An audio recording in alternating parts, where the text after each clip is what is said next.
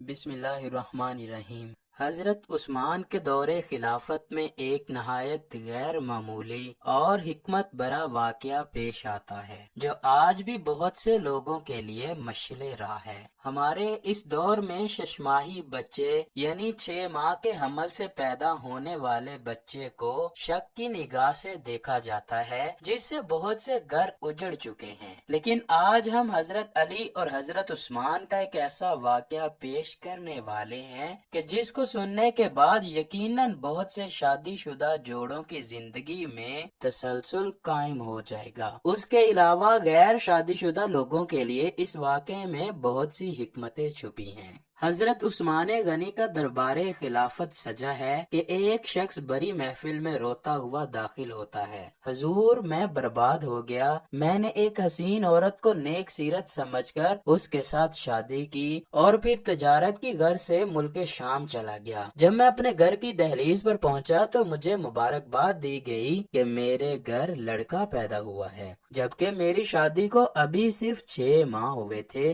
میں گھر میں داخل ہوئے بغیر آپ کے پاس حاضر ہو گیا ہوں۔ اب مجھے انصاف چاہیے کیونکہ یہ بچہ میرا نہیں ہے۔ میری بیوی نے شادی سے پہلے ہی ضرور بدکاری کی ہے۔ اس واقعے سے پہلے عرب کی ثقافت یہی تھی کہ وہ لوگ 6 ماہ کا بچہ حلال نہ مانتے تھے۔ چنانچہ حضرت عثمان نے اپنے مشیروں سے مشورہ کیا تو انہوں نے مشورہ دیا کہ صدیوں سے 6 ماہ کے بچے کو حرامی ہی مانا جاتا ہے۔ اس کے بعد حضرت عثمان نے ملک کے نامور حکیموں کو طلب کیا کہ کیا 6 ماہ کا بچہ پیدا ہو سکتا ہے؟ انہوں نے اس بات سے صاف انکار کیا کہ نہیں، 6 ماہ کا بچہ پیدا نہیں ہو سکتا، اس کے اعضاء صحیح نہیں بن پاتے۔ چنانچہ یہ سب تفصیل حاصل کرنے کے بعد حضرت عثمان نے اس شخص کی بیوی کو طلب کیا اور اس سے واقعے کی تفصیل پوچھی تو وہ کہنے لگی، یہ بچہ میرے خاوند کا ہے اور حلالی ہے۔ خیر، حضرت عثمان نے یہ فیصلہ سنا دیا کہ ششماہی بچہ حلالی نہیں ہو سکتا، اس لیے عورت کو رجم کی سزا سنا دی گئی۔ وہ عورت چیخنے چلانے کی بجائے پرسکون رہی اور مقتل کی طرف سپاہیوں کے ساتھ چل پڑی۔ شہر بھر میں مشہور ہو گیا کہ بدکار عورت کو ششماہی لڑکے کو جنم دینے کی وجہ سے رجم کیا جا رہا ہے۔ اسی طرح پھیلتی پھیلتی یہ خبر حضرت علی تک پہنچ گئی۔ سب لوگ میدان میں پہنچ رہے تھے جہاں اس کو سنسار کیا جانا تھا، لیکن حضرت علی دربار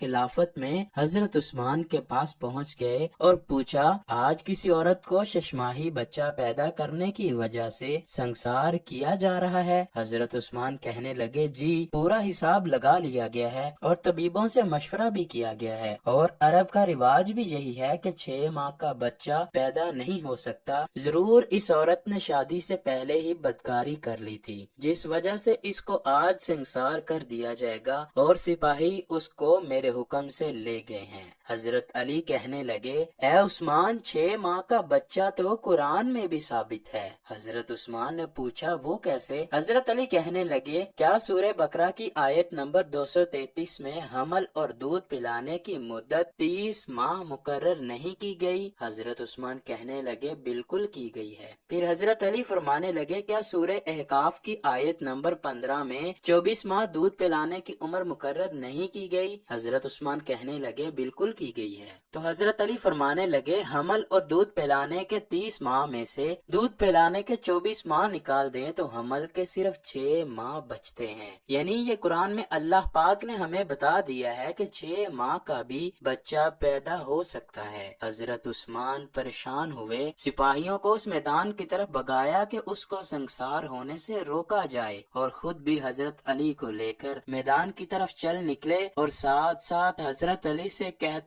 جاتے، آج اگر آپ نہ آتے تو عثمان ایک بے گناہ کو سزا دے دیتا، اور ساتھ ساتھ دعا کرتے جاتے کہ ابھی تک اس عورت کی سزا پر عمل درآمد نہ شروع ہوا ہو۔ ایسا ہی ہوا، جب حضرت عثمان اور حضرت علی میدان میں پہنچے تو دیکھا کہ سپاہیوں نے اس عورت کو زمین کے اندر گاڑا ہوا ہے، صرف اس کا سر باہر ہے۔ اس کی بہن اس سے آخری ملاقات کے لیے آئی ہوئی ہے اور رو رہی ہے زاروں کی طرح۔ جس کو گاڑا ہوا ہے وہ تو صبر میں ہے، جو ملاقات کے لیے آ رہا ہے وہ زاروں کی طرح رو रही है और उससे बातें करती रही। हजरत उस्मान ने रजम को रोकने का हुक्म दे दिया। उस वक्त उसने अपनी रोती हुई बहन से ये बात कही, है मेरी बहन तू मत रो, ना तू गम कर, खलीफा के हुक्म पर मुझे रजम तो किया जा रहा है, लेकिन मैं उस अल्लाह की कसम खाती हूँ जना तो बड़ी दूर की बात है, मुझे कभी किसी गैर महरम ने छुआ तक नहीं। उस औरत को इसी वक्त सिपाहियों ने निकाल लिया और हजरत उस्मान ने उसको अपने दफ्तर में बुलाया। उसके बाद उसके बेटे को पेश किया गया। रवायत के अंदर ये अल्फाज भी मौजूद हैं कि जिस तरह परिंदों के दो अंडे अगर आपस में मिक्स कर दिए जाएं तो पता नहीं चलता कि कौन सा अंडा किसका है, दोनों में क्या फर्क है। इसी तरह उस बच्चे की शक्लो सूरत बिल्कुल उसके वालिद के ऊपर थी और वालिद ने अभी तक उसे देखा ही ना था।